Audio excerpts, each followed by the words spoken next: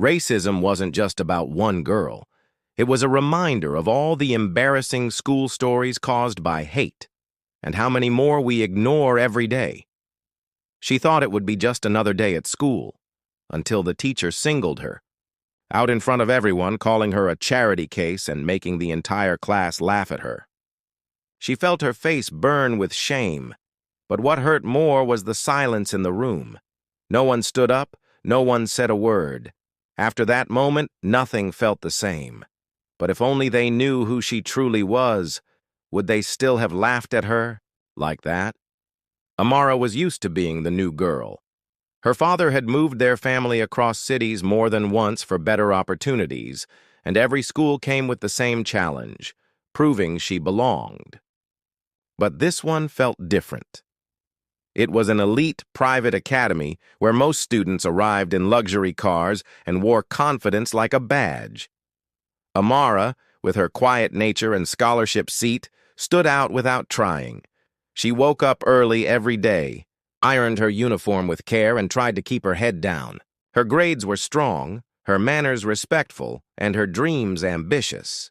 Still, she could feel the stares in the hallway, the whispers when she passed by, the subtle judgments.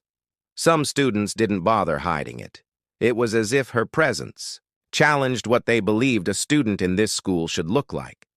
But Amara didn't complain. She reminded herself why she was there: to learn, to succeed, to make her parents proud. She packed her books, reviewed her notes, and focused on her goals. Yet beneath all her discipline and hope, she sensed that some people at this school didn't just doubt her, they resented her. A few teachers looked at her not as a promising student, but as a mistake in the system. One teacher in particular watched her with a kind of coldness she couldn't fully explain. At the time, she had no idea how far that teacher would go, or how humiliating that day would become. The bell rang for the first period, and Amara walked into her history class feeling a knot in her stomach. Ms. Thompson stood at the front of the room, arms folded, eyes already following Amara as she took her seat. The room buzzed with small talk and laughter, the kind that didn't include her. As class began, Ms. Thompson handed back graded assignments. When she reached Amara, she paused just long enough for everyone to notice, then dropped the paper on Amara's desk with a hard thud. Her voice was loud, clear, and cold.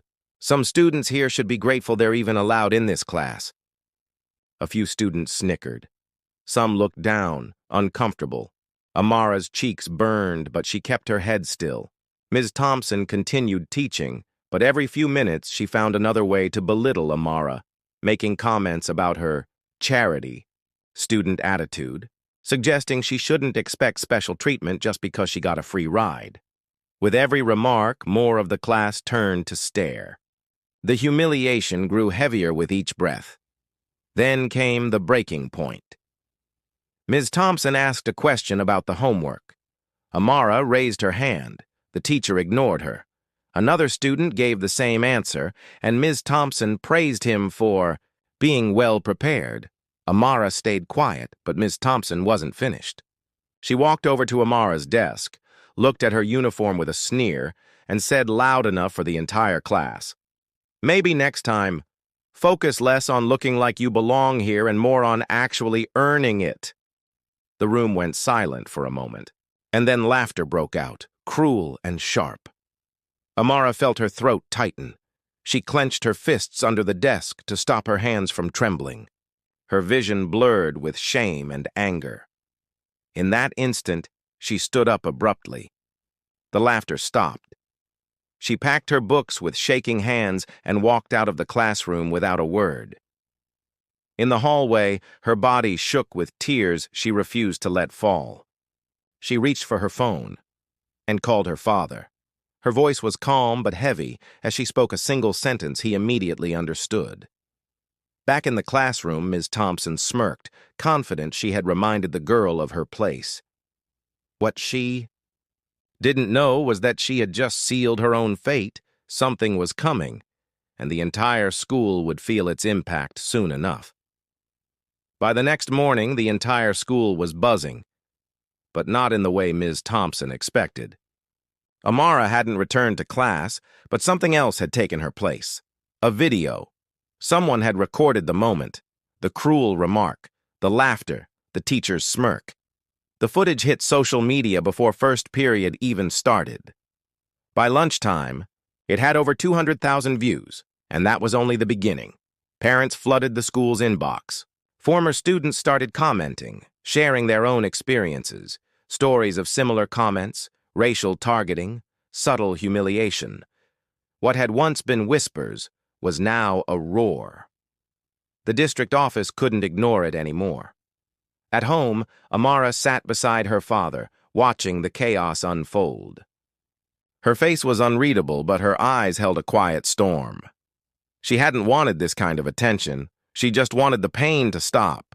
But now, something bigger was happening. She had accidentally started a movement. By the end of the week, a special meeting was called at the school.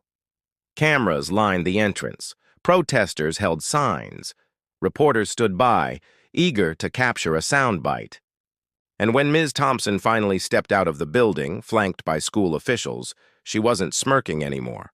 She was suspended, indefinitely. But what truly shook everyone was what came next.